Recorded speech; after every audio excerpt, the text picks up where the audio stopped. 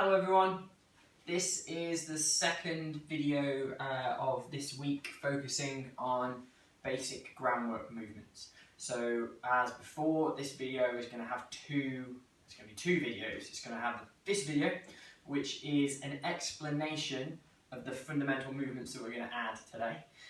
And then there is going to be a second video which focuses just on the workout with no explanation and sort of no extra added bits. So this is just the explanation of the techniques that we're going to add today. And today we're going to add one of the most fundamental movements that we have on the ground, bridging. And we're going to look at just the fundamental types of that. And then we're also going to add this sort of second, equally as important, if not even more important movement, shrimping. So these two movements combined give us an incredible amount of options in terms of techniques.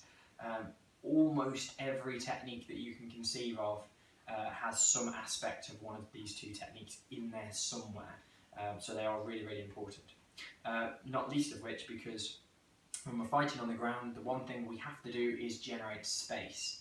And these two techniques are primary methods to allow us to do that. Okay, so first let's just have a look at a basic bridge, okay? So first of all, when we do our basic routine, what we would quite often do is we'd get to our guard position, okay? So we'd be on our back, we'd have our elbows in, feet nice and flat. So what I always say to students when they start this, the first thing they need to do is work on bringing their feet as close to their bum as possible.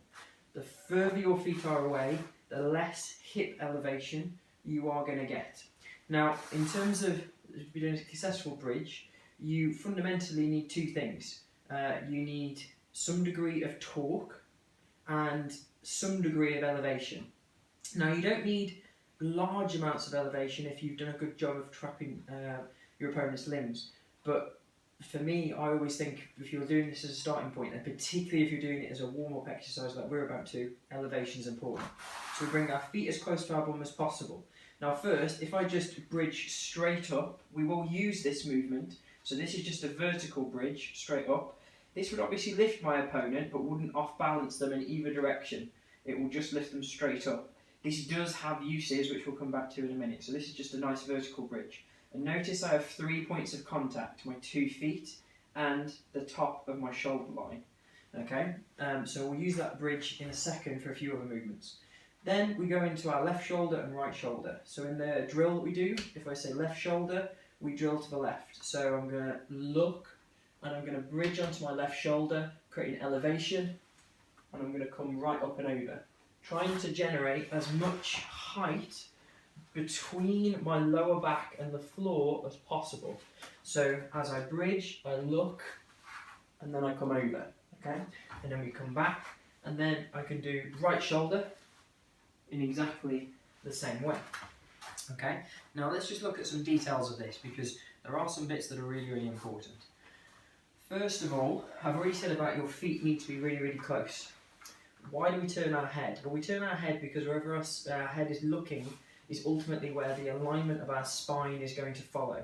So if I'm trying to bridge somebody up, but I'm looking in this direction, I'm not maximising the leverage, the longest lever in the body, the spine, to its fullest extent. So I'm going to turn my head, I'm going to elevate onto the shoulder, I'm going to lift my hips, but I'm going to look in the direction where I'm going. And I'm going to completely arch and curve my spine as much as possible. I drive my right arm up and over towards the floor. So if we were doing like an Aikido, like Aikido, we'd call this movement tension, it means heaven and earth. So we're extending, opening up the fingers, coming as high as possible to create as large an arc as possible. Notice the other arm though.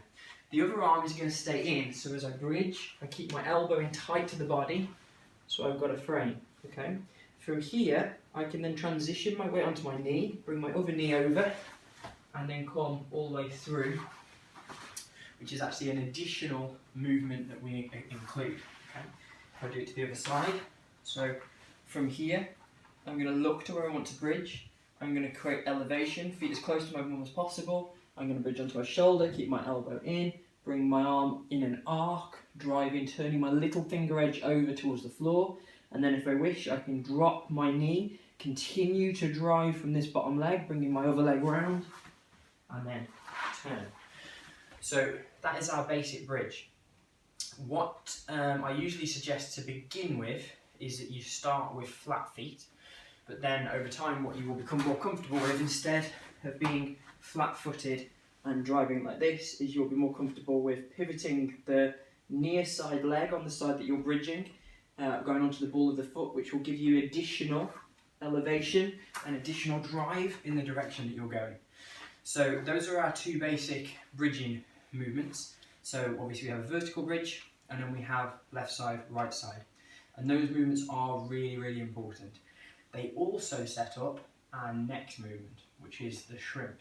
So there are several types of shrimping motions, depending on what your objective is and what it is you're trying to achieve.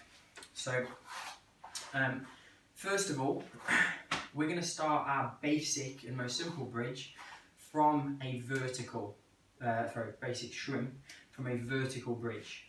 So what I'm going to do is I'm going to plant my feet into the floor, bring them close, and I'm going to vertically bridge. What that has done now is it's created space, as I said before, between my lower back and the floor. That is going to allow me to shrimp into that space. So when my opponent's on top of me, it's very difficult for me to push them away. They're far too big and strong and heavy for that. But it's much easier for me to create space, create a frame, and bring myself away. So once I've elevated to this position, I'm then going to start to come onto my right shoulder. At the same time, I'm going to start my bridging action, but bring my hip so that it starts to come back and through. So I'm bringing my hips, but notice I'm not dragging them across the floor. My knees are pointing to the floor, my balls of the feet, my elbows are in, and everything is in that position. And then we come back. So vertical elevation, weight starts to come across onto the shoulder. I'm going to pull and contract my hip through in this position, and then back. Okay. So when we do this in drill, in the basic exercise, well, we just call this a standard shrimp. So if I would say this in the drill, I just say shrimp, and we always do both sides. It doesn't matter which side you do first. You can do left or right. So in the drill, it would look like this. We'd get to here, shrimp, so we'd come 1, 2, and then back, okay? And that would be our action. There are some other little things that you can do with a shrimp that's worth mentioning. One is I can increase the distance that my hips are going to travel by posting my feet first. If I do it from this direction to the camera, you'll see clearly what I mean. So in this first drill, we just created vertical elevation. I contracted my hip and brought my hips back to this point. But if I want to increase the angle to me and my opponent, what I do is before I start, is I post out my feet. I can do it in either direction. And what that allows me to do is I post my feet, I start the action of rolling onto the shoulder, and it allows me to contract my hips much further round. Okay? So my hips now have come to 90 degrees relative to my opponent. When I do the feet post, I don't want to have them going away from me, because that then makes it very difficult. And ultimately, the thing that's slowing me down here, the thing you've got to avoid, is friction. Friction is your worst enemy when you're trying to move on the floor. So you want to eliminate as much friction as possible by creating that hip elevation. Okay? So one more time from here. So I'm going to post the feet, elevate, bring the hips right round, and then I can reset. And again, other direction, and through. So that's a second type of shrimping action that you can do. Quite often in the basic drill, in a regular class, I wouldn't differentiate between the two. I would just say, if you're going to shrimp, you can do either of those two. They have different uses at different times, but as far as the drill is concerned, you can do either. So what I would encourage you to do when you're practicing is to alternate between those two fundamental types. There is another type of shrimping, which we do differentiate between, which is reverse shrimping, which is quite literally doing the opposite motion. So from this position, what I'm going to do this time is, instead of creating elevation and posting my feet into the floor and contracting my hip, instead of my left foot, I elevate my right leg, being the one that's sort of posted and doing all the work. Now my right foot is going to post. So what I do for a reverse shrimp is I take my leg and I use the momentum and weight of my leg over in an arc. So I tend to find that in this position it's important to have your legs quite wide. And I put my little toe edge of my ball of my foot into the floor. I'm going to use that little tiny bit of friction to pull my hip round to the far side.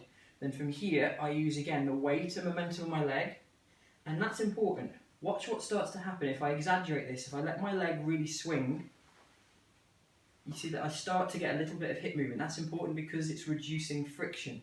So I get to here, and that allows me to easily transition to the other side. Again, so my foot comes over, I start to have at this moment, as I get to here, 3 points of support. I'm going to exaggerate it. Now you can see, because my hips are off the floor, it's easy for me to move. So from here, I can shrimp backwards, I can post the feet, and then I can do the reverse shrimp to move back forward.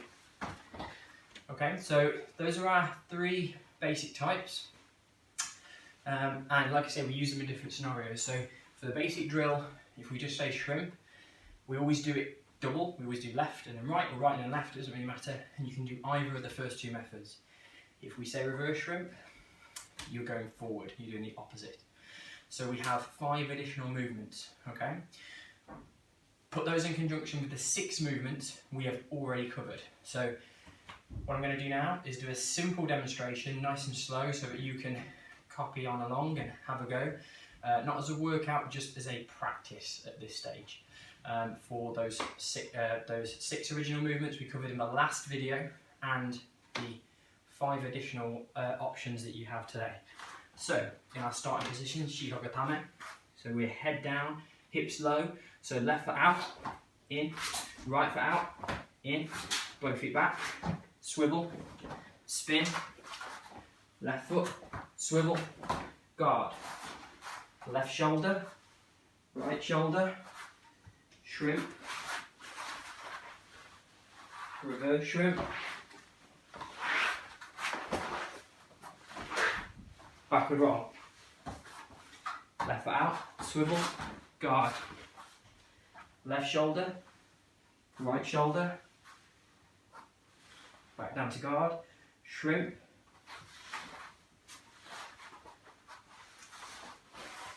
shrimp with your feet posted,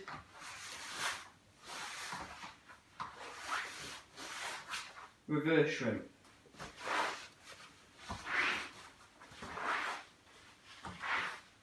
backward roll, both feet back, swivel, spin.